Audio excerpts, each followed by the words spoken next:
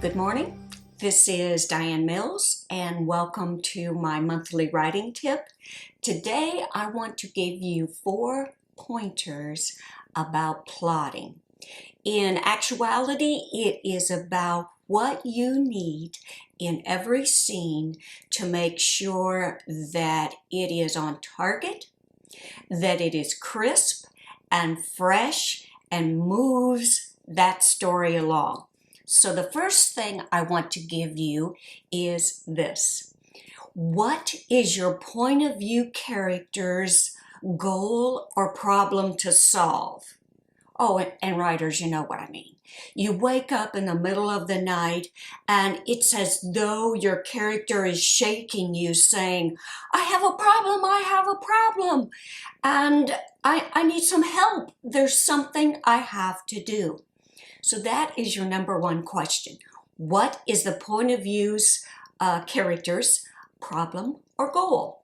Number 2, what does that point of view character learn while trying to solve this problem? I mean, wow, there's got to be new information in this scene or there's no point in writing it. So what is the new information? What is it that the point of view character is going to learn? And number 3 is what backstory is revealed. Now, I know you're thinking, backstory? I've been told I'm not to use backstory, and my critique group says, no, you can't have this information here, it's backstory. So what I want to say is this: there is a spot for backstory if it applies to your scene. If it is a part of your character's goal or problem, if it is part of the new information the character learns along the way, then there must be some backstory that's revealed.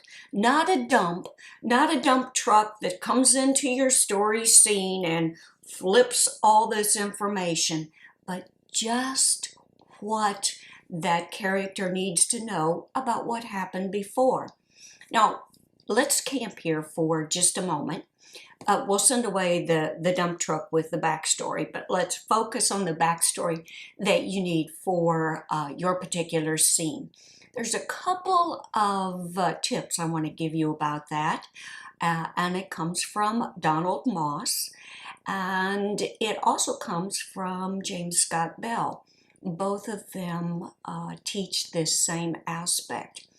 But remember with your backstory to hold back a little bit for the first approximately 50 pages.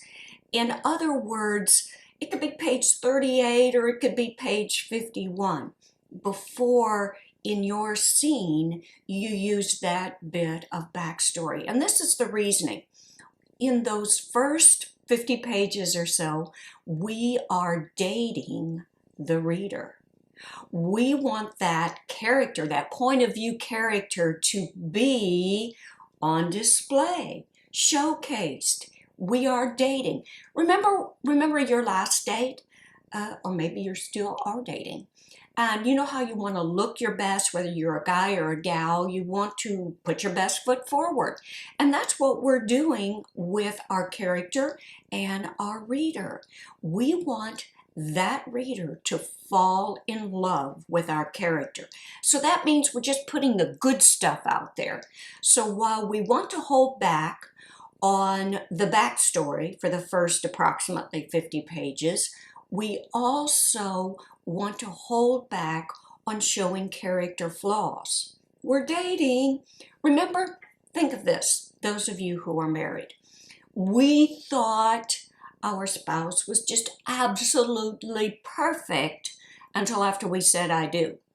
And then we learned a few things that, oh my goodness, I wish I'd known this about him or her, but it doesn't matter. I'm in love with them, and they have so many other wonderful characteristics that it doesn't matter. I'll work with it.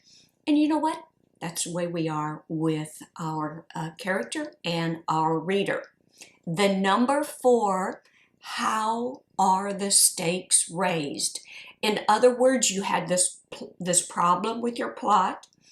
You had what's learned in the scene. We have backstory, and understand that number 2, the information that's learned, and number 3, the backstory, can actually be the same thing. And then number 4, how were the stakes raised in the scene? So you see, you have it all right there.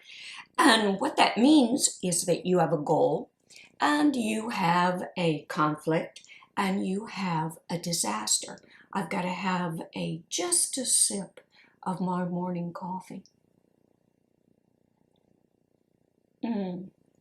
So very, very good. So friends, I want to tell you that your plots, your scenes, everything that's going with your story to move it forward is going to happen with those 4 tips. And it doesn't matter whether you are a pantser like me, or you outline everything, those 4 questions make sure that you have a tight scene. So thank you for tuning in, and I'll see you the next time. Take care.